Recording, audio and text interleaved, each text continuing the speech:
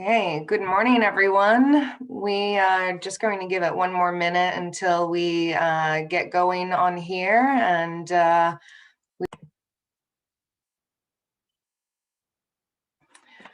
Okay, welcome everyone to Discover Southern Oregon. It is, as the title slide states, it is a diverse region of unlimited beauty and potential, full of genuine people and really authentic wines. For those of you that have been to Southern Oregon, you're going to have to bear with me here or help along in the chat with your visions of Southern Oregon, but it is drastically different to the Willamette Valley, which is probably the most known region currently in Oregon for wine, but Southern Oregon is expanding swiftly.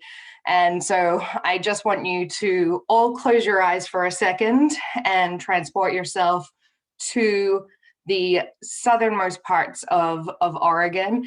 They're full of desert, high elevation vineyards, full of pines and ponderosas and oak trees. It's the most diverse forest system that you will find in Oregon. Runs from south of the Willamette Valley through to the California border. This scents are amazing. It's really aromatic with lots of the juniper and cypress and pine and sandalwood and oaks, all filling up the atmosphere. And the weather is beautifully dry and warm, and is a real lovely place to spend some spring and summer days for sure. So very high mountains shade some of the vineyards and the valleys, and everywhere you can hear running water from these deep carved river valleys and rivers that run through the region and really are what create the most unique vineyards and unique regions for Southern Oregon. It's a very unique and diverse place, and please come and visit. It's a fantastic place to visit with amazing hiking and rafting and mountain biking and all of the outdoor sports that you can imagine, and then plenty of wineries to soothe your aching muscles after that as well and discover. So welcome, let's jump in to discovering Southern Oregon. I can get my screen to work. So as I mentioned, a region of discovery and experimentation. There's 5 AVAs that are defined by 4 river systems and 3 major mountain ranges. And it's a diversity of varied vineyard aspects, high elevations, and a number of different soil types to allow grape varieties of a very diverse matrix to thrive here in this region. Many people are excited about working in this region, growers and winemakers. We find more and more traveling south to discover what vineyards and what grapes are being grown in Southern Oregon, and really thriving in this area. And as I mentioned before we started recording, we do have a number of Southern Oregon winemakers on the chat for you to ask your questions to as well. So as I'm running through the soils and climate and the sub-AVAs or sub-regions, just pop your questions into the chat and they will help me help answer those as well. Okay, so as I mentioned, mostly the soils are formed by very swift-moving river systems that have changed and carved out the river valleys over many millennia. Their vineyards are planted at varied elevations, so they range from 2,200 feet elevations down to river valleys, and also have huge diurnal temperature shifts that both of these really impact the style and profile and quality and structure of the wines that are made here. It's also one of the reasons why so many grape varieties can be grown here, and there's more than 80 that are planted, and that number is continuing to go up as we have more access to clonal material from Europe and beyond. Site specificity is key to understanding what variety is grown and the style of wine coming out of that region. So for that reason, you can't really define a single style to a specific sub-AVA or AVA. There's a great commitment to experimentation, and I'm not just talking about varietal plantings, but how far to the coast and how up into the mountains, how low into the river valleys are being planted, and also experimentation with different vessels for maturing and also fermenting wine in. So lots of experimentation happening. It's a really region that's full of tightly knit wine communities that share a lot of information, as growing young regions tend to do. So there's just full of excitement down there. An abundance of varieties, as I mentioned, more than 80 varieties, from Pinot Noir, Pinot Gris to Albarino, Aligote, Sangiovese, even Zinfandel. So lots to explore.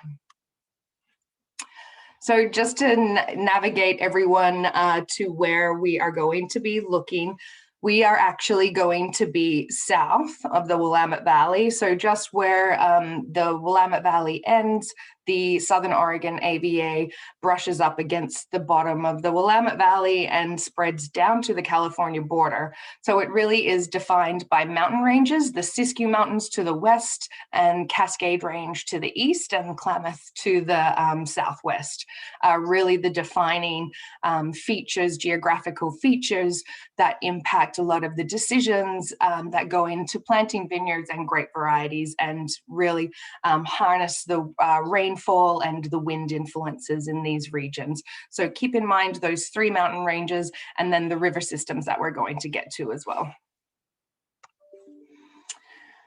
So Southern Oregon, established in 2004, it's a relatively large piece of land, not dissimilar to the Willamette Valley, where it stretches, as you can see there, just south of Eugene, down through Roseburg, which is the main town in the Umpqua Valley, and then down to just past Ashland and Medford in the deep south, and brushing up against the California border. It really does run between those coastal ranges, so it's a heavily coastal, heavily mountain influenced AVA. But as you can see from this map, there's a multitude of rivers that really charging through these regions and carving the aspects that the vineyards are going to sit on. So as you can see, there's north-south running rivers, the main rivers being the Umpqua River and the Rogue River and the Applegate River. But most of those run north to south, and there's many tributaries that run east to west as well. So again, giving a great varied aspect to be able to plant vineyards too, and also the stream sediment soils that are coming from those river systems that are constantly moving the soil and particles and changing the landscape in this area. So it's a very, very diverse and very impactful region. You can see, looking at this, that the region is basically broken into 2. So the Umpqua Valley is in the north, and that runs from Eugene to just south of Roseburg.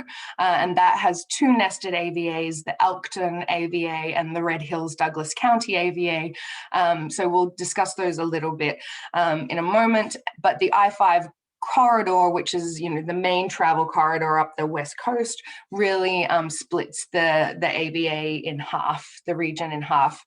Once we're south of Roseburg and we've traveled across this very gnarly mountain pass into the Rogue Valley, the valley spreads out, and we really have a lot of region in the Rogue Valley that brushes up against the Cascades and really deep valley floors that are full of stream sediments and alluvial soils, and then through to the Applegate Valley, which is the one nested AVA in the Rogue Valley, which is almost an east-west lateral valley and channels some of that Pacific Ocean wind through the Siskiyou Pass and into that area. However, keep in mind that the Siskiyou Mountains there are actually part of the Klamath chain of mountains, and so the Klamath Mountains are running along that California border and to the west as well. So allowing a quite protected region from those coastal influences, except where the passes are low enough to allow Pacific Ocean influences through. A variety of grape varieties, again, planted everywhere. But typically you find that in the north, in the Umpqua, is where you're not quite as warm as the Rogue Valley in the south. And so you tend to have some more of the varieties that are found in cooler climates in the Umpqua. But as we'll get into it, you'll find that there's just a diversity of grapes everywhere and some real characters into who's brought the wines into the varieties into the region. So looking at the variety spread, Southern Oregon is the second largest wine growing region in the state of Oregon. It accounts for a quarter of the region of Oregon's vineyards. That said, there's still a load of plantable area that can be continue to be planted out to varieties. And these grape varieties are really just increasing in presence as we have more clonal material available, and every winemaker and grape grower gets a deeper understanding for their plot of land or working with other growers in the area. Very diverse geology, loads of varied climates, lots of different mesoclimates allow the grape varieties to thrive, from Rhone varieties through to Bordeaux varieties and also Burgundian varieties. And then here's just a image of where you're going to find the majority of grape growing in the state of Oregon. So as you can see, it is reliant along river systems and coastal influences, whether that's the Willamette Valley in Southern Oregon or the Columbia Gorge and Walla Walla valleys in the north. So let's jump into the geology and soils. So as I mentioned already, keep in mind that the three major mountain ranges, the Klamath Mountains, the Coast Range, which is known as the Siskiyous down here, and the Cascades Mountains, are resulting in some of the highest elevation plantings and also helping to carve a lot of these wind systems through the valleys and deciding which grape varieties are best suited to be planted. There are also the three main river systems, which are the Umpqua and the Applegate and the Rogue rivers, providing really cool moving air influences and helping to keep the valleys cooler. These are some of the warmest regions in Oregon, but they have huge diurnal temperature swings and are really impacted by the weather shifts and the wind patterns in these areas. And this is a image from the Rogue Valley, and you can see down here that there's frost fans in there, so very cool valley floor temperatures, but you can see from the clouds there just how impactful a lot of the winds are in this area and what helps keep these valleys nice and cool and dry. So temperature and precipitation. So this is very, very indicative of a typical typical year in Southern Oregon. It has fairly low rainfall all year round, and the temperatures are quite large shifts. So you can see that during the peak of the summer days or the growing season, the average temperatures are raising above 80 degrees. In many of these places, they go above 100 during the growing season, but then the temperature shift in the evening is down to as low as below 50 degrees. So it really does depend on where you are located, but the temperature shifts are some of the highest in the world. And so these really do help to preserve the acidity in the wines and also contribute to some bright structure and also those small berries with thick skins to make for really structured wines that can be incredibly age-worthy. There are some Bordeaux varieties and Bordeaux blends and Mediterranean blends that I've had over the past 2 decades, spanning the past 2 decades, that are still really have a lot to give in their life. So it's a really exciting region for premium age-worthy concentrated and structured wines. So there are three main soil types as well. The marine sedimentary bedrock, which is really similar to what we discussed in the Willamette Valley last week, which is the marine sediments from being underwater when the Pacific Ocean really, spanned to the Idaho-Montana coast.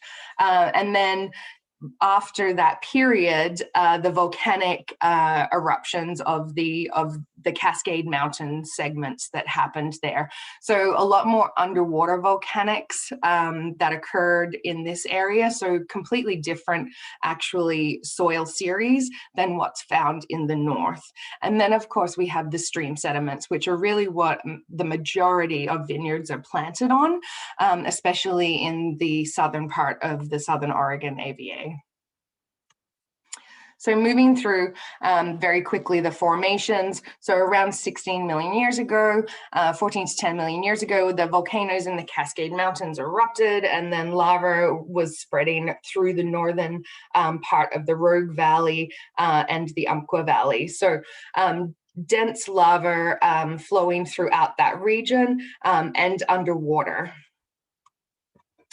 Then we have the some uplifts that are occurring here. So these are really creating the unique soils that are found in the Red Hills Douglas County AVA, which is a Silesia terrain of volcanic soil, which is very clay dense, very well preserved in terms of its nutrient capacity and water holding capacity. But these tectonic plate shifts continue to create volcanic eruptions and volcanic soil formations throughout this region, which is different than what we discovered in last week's Willamette Valley section, which came from the north and east. So slightly older soils and slightly less iron rich and less oxygenated, so very clay heavy though. Again, this is where the tectonic plates are still shifting and creating even further volcanic influence, but this is coming from the north. So the volcanics that occur in the north don't necessarily make it down to the major regions of the Southern Oregon AVA, but they're all of the Southern Oregon AVA volcanics are much more ancient than the northern. And then as the tectonic plates continue to shift, the stream terraces and alluvial fans are beginning to form, and the widening of the river basins here from the thaws of the Ice Age and the very strong water influences that are being carved through the valleys here.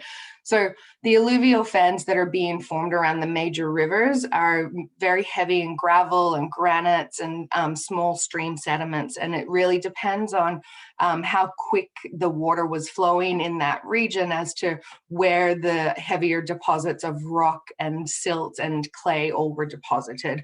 So it's a very site-specific geology along the river systems of the Umpqua and the Rogue valleys. And you can see that a lot of these are flowing from the Cascades out to the Pacific. So moving into the first major AVA, the Umpqua Valley is really the birthplace of Oregon's modern grape growing industry. When Richard Summers, who was a UC Davis graduate, moved here in 1961 and planted Oregon's first prohibition vines. He planted Pinot Noir, Riesling, and Malbec. And some of those vines are still in production in a vineyard, which was Summers' original vineyard called Hillcrest. And that's just north of Roseburg in that little confluence of the North Umpqua River and the South Umpqua River. So it's a really unique carved out piece of land that is, again, that alluvial stream sediments, but high elevations and big diurnal temperature shifts here. He did bring with him some Pommard and Vadensville selections of Pinot Noir, and the Malbec that he planted has been regrafted and is still in production today and is one of the more promising varieties of the region here. The Hillcrest vineyards are definitely one of the most famous in the region. And however, just south of Roseburg or west of Roseburg, west of the I-5 there is also what is known as the Fault Line Vineyard of Abisella. And this vineyard is a high elevation site and has a huge diurnal temperature shift. But what's unique about this vineyard in Abisella is that it is the first commercial plantings of Tempranillo in the US. So this vineyard was also planted to a variety of grapevines, Grenache or Grenache, Malbec as well, and Cabernet Franc were some of the first to plant and bottle a lot of these wines. So a very historic region in terms of the importance in Oregon's wine history. Also, at Henry Estate, Scott Henry was one of the creators of, or the creator of, the famous Scott Henry trellis system, which is really renowned in cool climate regions for opening up the canopy and allowing sunshine into the vine and helping to split the canopies in very vigorous sites and vigorous regions. The Umpqua River is the river drainage basin that runs through this valley and is the main river system. It runs, the North Umpqua River runs out to the east, and there's a number of vineyards that are planted along that spine as well. So you have everything here in the Umpqua Valley that merges from valley floors up to gently ranging valley slopes, mostly west-facing aspects, and then moving into those slightly more impactful Coast Range and Siskiyou Mountain sediment soils, and also more ocean influenced going to the west there. So you really do feel down here in this area that there's a lot of coastal influence coming through the gaps, but also that it's a pretty dynamic and rugged area in terms of what can be grown on all of these different slopes and aspects of these very curvy river systems that are flowing through the valley here. So keep in mind Tempranillo. The Abisellas also were the first to import a lot of Tempranillo clonal material from the Rioja and Ribera del Duero major regions. So there's more than 11 clones of Tempranillo that they import, that Earl Jones imported, Earl and Hilda imported into the US and into Oregon. And many shared those clonal material with others in the area. So this Umpqua region is not only known for Malbec, but it's also known for Tempranillo. And both of those varieties are regarded for having, a very high quality production when they have those higher diurnal temperature shifts. So if you think about Ribera del Duero or Argentina, then you're really thinking about the similar soil types, and alluvial mountain system soil type and river system soils, and they're in very high elevation and high diurnal temperature shift, which really contributes to the freshness. However, there are a number of winemakers here, or a couple who have come from Argentina, who say that a lot of the freshness that is found here in the wines really responsible for a lower pH style from the grape varieties that come here. And that is something that they feel comes from being able to hang the vines out in the vineyard in a cool climate. So in the evenings, the temperature shifts drop and go down to very cool 40 to 55 degree temperatures, really preserving a lot of that acidity and fruit structure in the vines.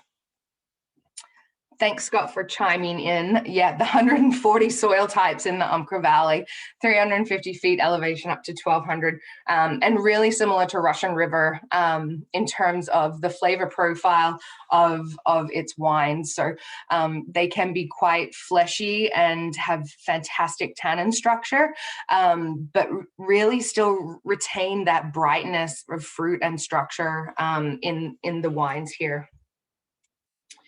Scott, anything else to add in the chat there?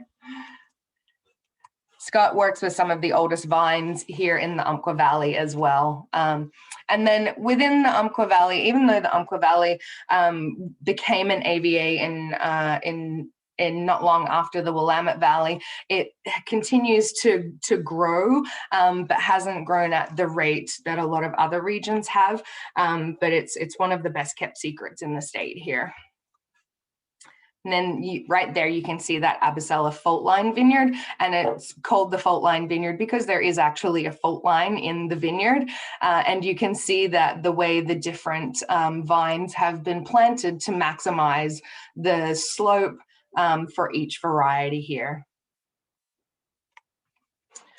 So Elkton, moving into the Elkton nested AVA. So this AVA is a relatively useful AVA, 2013. It is very unique and is, completely unique for this region within the Umpqua Valley. It's truly the only coastal region in the Umpqua Valley. It's less than 25 miles to the coast. And as you can see, that Umpqua River there is very serpentine as it flows out to the coast. And what you have here is a feeling of, for me, it really reminds me of Alexander Valley, and a lot of those coastal or river feelings in that sort of coastal forest, straddling of the regional style. So the Umpqua River, where it's really snaky, is really giving the growers here an opportunity to plant on diverse slopes and aspects. There's a lot of fog that comes through into the Umpqua River in the Elkton AVA as well. So that fog is not dissimilar to Carneros and those regions where the fog comes in until the early morning and then blows off to become a warmer afternoon. But what that means is that there can be a lot of cool climate varieties grown because the growing season can be quite a bit more moderate than the rest of the Umpqua Valley. And so you'll find here Riesling, Gewürztraminer, Pinot Blanc, Pinot Noir, a lot of Pinot Noir grown.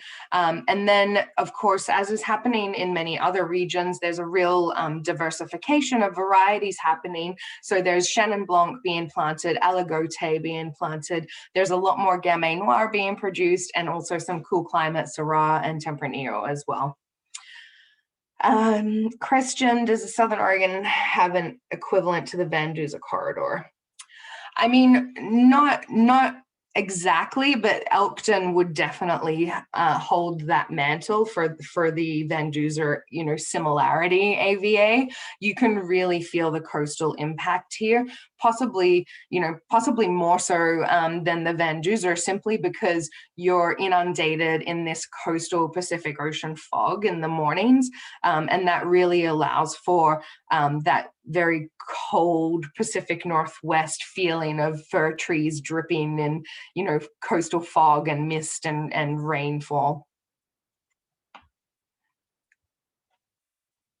So very unique and truly this cool climate influence is the unique identity for the Elkton AVA. So think of Elkton as very rare in terms of what Southern Oregon is typically growing in terms of varieties and styles. And this is Bradley Vineyard that is in the Elkton AVA. As you can see, it's a lower down elevation. The river is flowing just behind there, and there'll often be snowfall here until late in the season. It's a pretty dramatic sight. Yeah, we'll talk about the Applegate Valley when we get down there, and Nate's the ideal person to mention that as well, Christopher. There is one, I guess what you would call a monopole or vineyard area or AVA in the Umpqua, and this is Red Hills, Douglas County. As I mentioned, that's that Silesia terrain volcanics. It is a more red volcanic clay-rich soil, and so is much more suited to some cooler climate varieties. It's also further away from the coast, but it is higher elevation. And so you do get some of the coastal winds that will gently brush across the vineyard here. And much of the vineyard is planted to Burgundian varieties as well. It's definitely a little AVA to watch as it's recently changed hands, and there's some investment into new plantings and sort of reviving this AVA. For now, there's no AVA designate wines from this AVA that I've seen or had experience with, but I'm sure Scott will be able to let us know if there's any others in there or coming up. A lot of people purchase fruit from that vineyard though.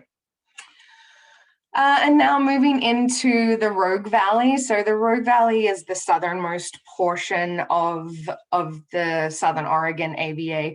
And as you can see, so to get between the Umpqua Valley to the Rogue Valley, there's an incredibly high, I think it's some of the highest passes in Oregon to travel across.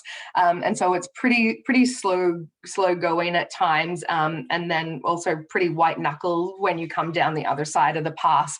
It's very, very windy. There's a load of trucks that are, overheating and pulling off to the side, and it's a pretty crazy drive. And so it really does feel like you're sort of descending into another region here entirely when you move from the Umpqua, which is that slightly cooler AVA north in the northern part of the Southern Oregon AVA. So moving into the Rogue Valley, it was established in 1991, but really grape growing has been happening here for 100 years. And so in pre-prohibition in the 1850s, Peter Britt was one of the first people to plant vines down in the Rogue Valley, and he planted a numerous number of varieties.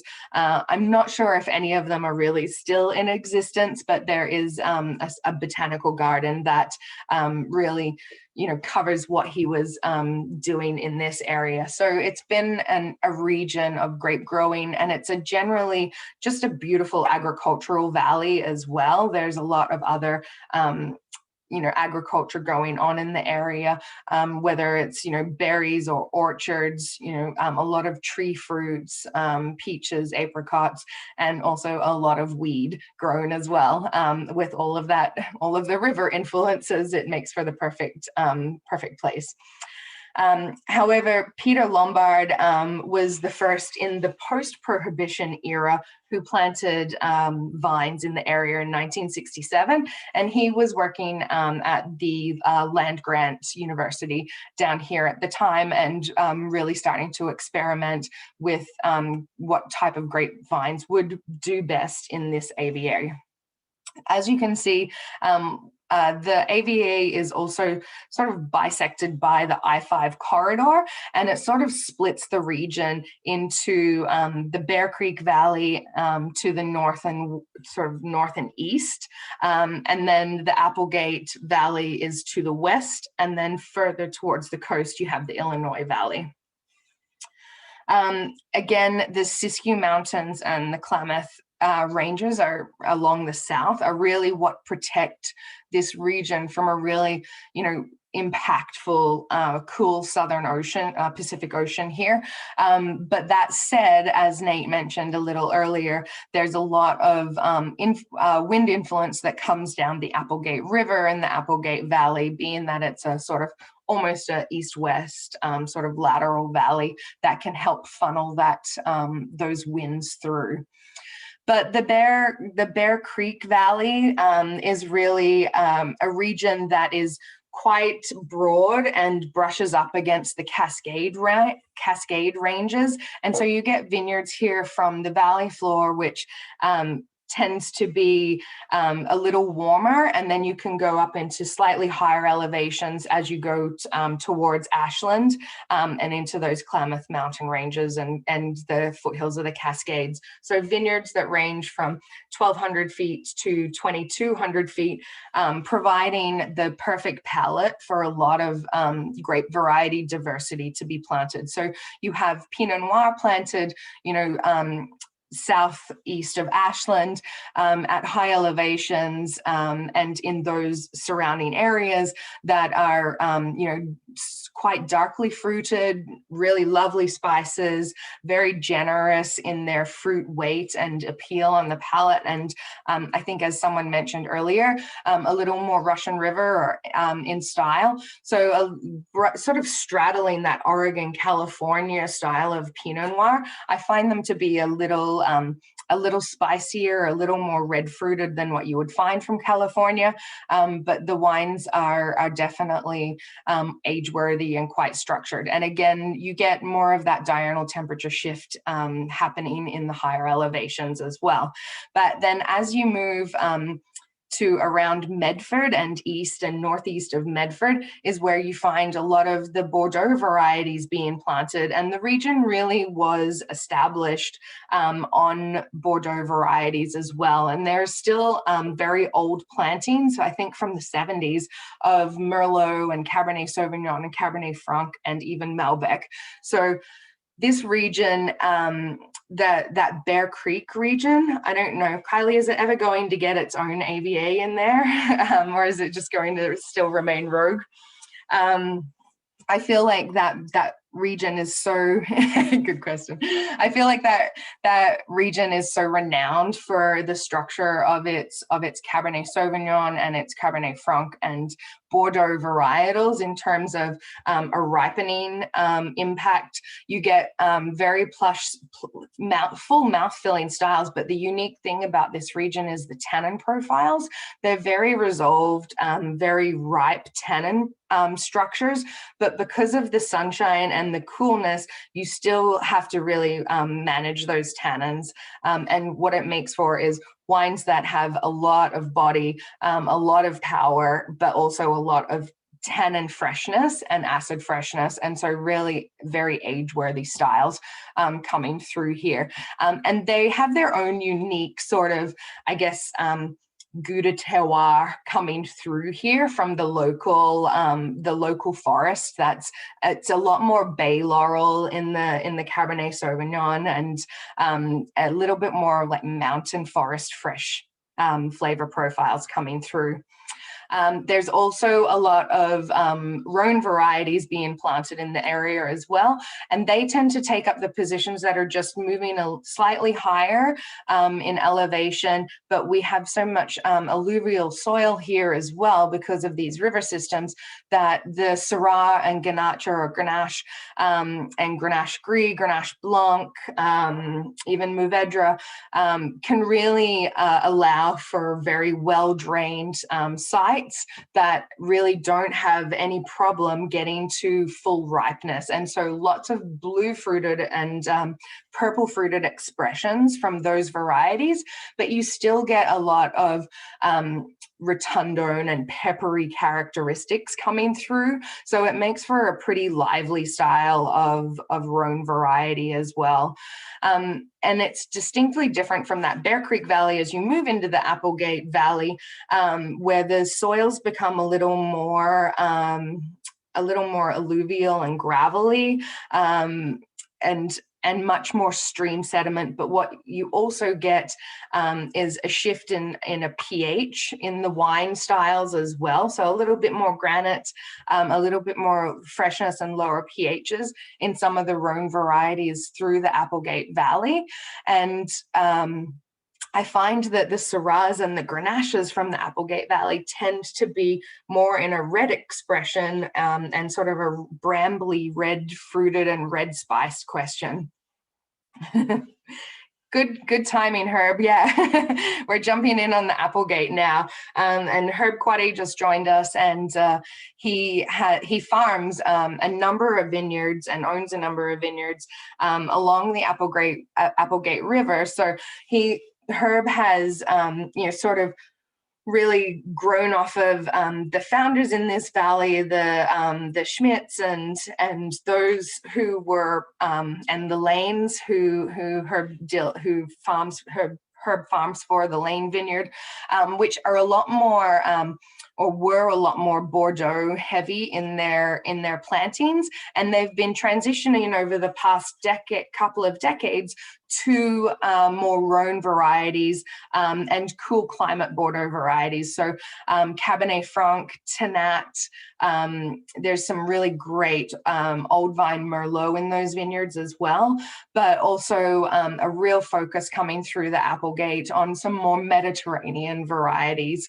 So Syrah Grenache, and again, that the soil here tends to be distinctly different than the soil to the east or in the east part of the Rogue Valley. And so those soils bring a lighter body, a lower pH or higher fresh acidity to the wines, and they tend to stay in this red fruited profile.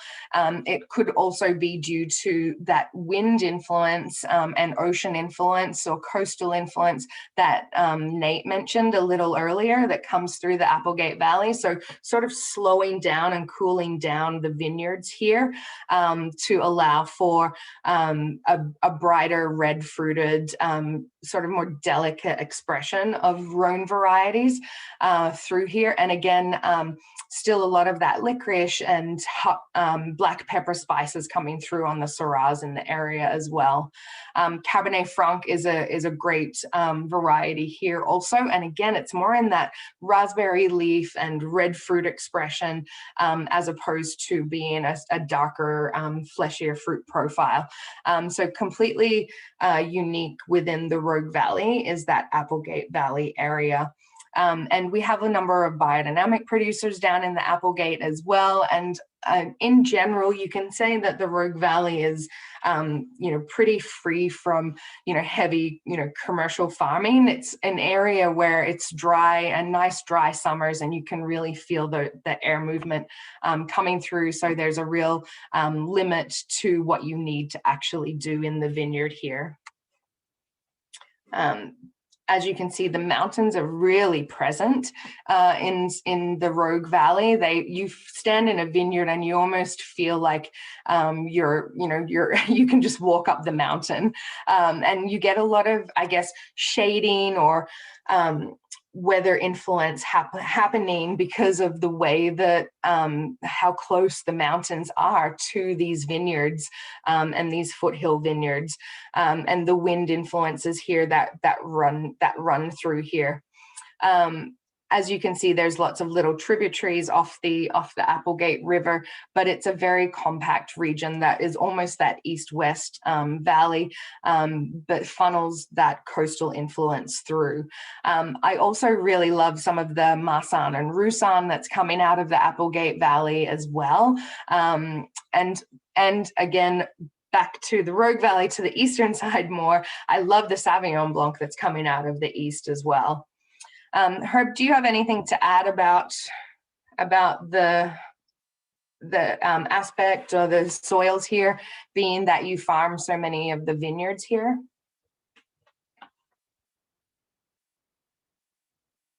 I think.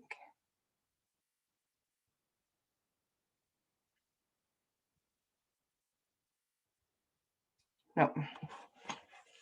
So the other, so keep in mind that the Rogue, oh, hang on. I think one of the major differences is that the soils in the Applegate are more granitic. Yeah, I totally agree. And that those granitic profiles are really present on the palate and in, I feel like, the freshness and the fruit profile structures. There's definitely a cool minerality and a freshness to the Rhone varieties and to the Bordeaux varieties that come out of the Applegate in comparison to the rest of the rest of the Rogue Valley. Some important vineyards on Old Riverbed like Cowhorn and Steelhead Run, and they're definitely brushing up against that California border and sitting very close, up in the mountains there, and getting close to those old river systems that they were old riverbed, they were old rivers, but are now vineyards. But they have a lot of cobbles and pebbles and granitics and fine silt.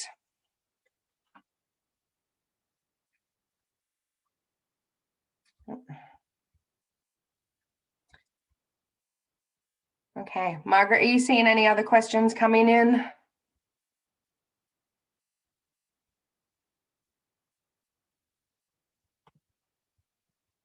Okay. So for those of you who haven't been able to travel to Southern Oregon, I highly recommend. It's a region where you should come and spend a few days. It does take some time, but it's quite an impactful and diverse region here. It's really very mountainous and really impacted by these river valleys. I've not seen much like it in terms of vine regions, wine growing regions around the world. It's the Wagner family. I am not sure. I am not sure. I would imagine so.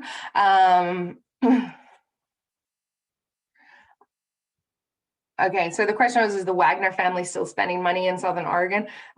Yes, they still spend money around the state. They're, I believe, purchasing fruit from all over Oregon still, but I'm not entirely sure.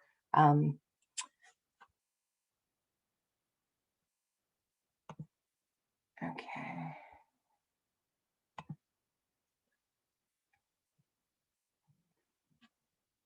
Okay, I don't think there's any other questions coming through here.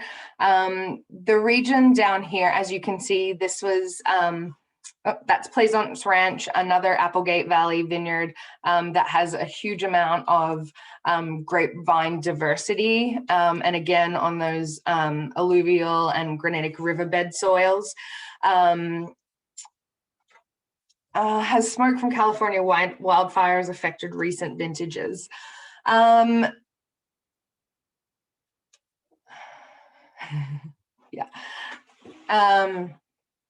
Wildfires, have been impacting the regions, but it really depends on what time of year those fires are around. So I haven't seen any smoke influences from last year's fires on Southern Oregon fruit. So I'm not sure if Herb or Nate have seen anything down there, but I haven't seen anything to date, and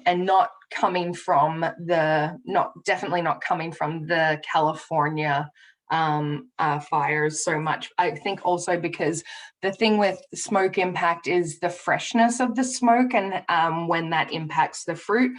So by the time any smoke that's blowing up from California has entered the vineyards here, it's not really impacting the flavors in the vines at that time. What is the bigger problem in the vineyards? Bacteria, virus, fungal, or insects? I would say that there's not a lot of fungal disease down in Southern Oregon because of those wind influences and the dry daytime temperatures. I do believe that there have been some problems with red blotch, and I think they're keeping an eye on the sharpshooter that seems to be moving up from California. But really the beauty of Southern Oregon and this area is that is that the winters are still really cold here, and so they're actually still able to kill off a lot of these pests and disease that cause viruses in the vineyard. Everything here is on rootstocks, primarily, apart from the very old vineyards. So there's not too much problem with virus and fungal diseases and bacteria here. Okay, what's going on in the chat?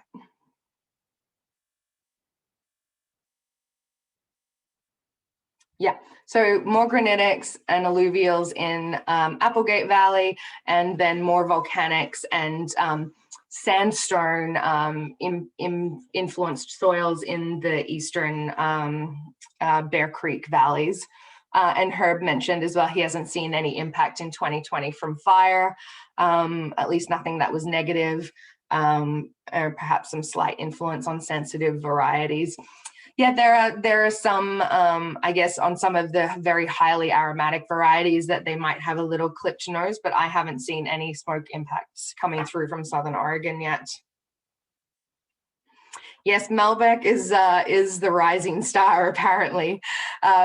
You know, Tempranillo has always had a lot of attention here in Southern Oregon because of Earl and Hilda Jones's commitment to bringing in Tempranillo, and that has really, you know, been supported throughout the entirety of the region. And it's nice to have both the Umpqua and the Rogue Valley growers and winemakers both excited about Tempranillo.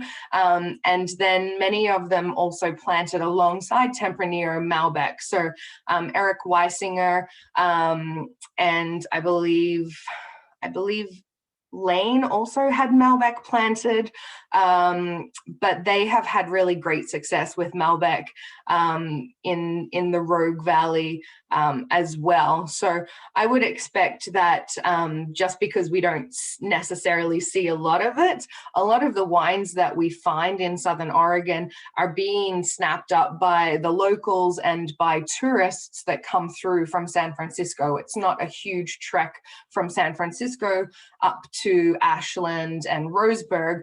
And so there's a very high demand for the wines in this region through the tasting rooms. And so that's why we don't tend to see so many Southern Oregon wines out in the national landscape. We'd love to see more. It's just that there's a lot of small growers and they find a lot of support locally and in Oregon and Washington and Idaho for their wines. So hopefully we'll begin to see some more as vineyard plantings in this area continue to grow. And it was one of the largest growing regions in the last census survey that Oregon performed. So there's definitely interest down in this area for continuing expansion of the varieties down here. And it's a really unique area. So come out and visit if you can, or jump on the websites of some of these folks who are on the line here. And thank you to Scott Kelly from Paul O'Brien and Dyson and Hillcrest, and Kylie from Two Hawk Cellars, and Jen from Del Rio, and Herb Quaddy from Quaddy North, and also from Nate from at Troon.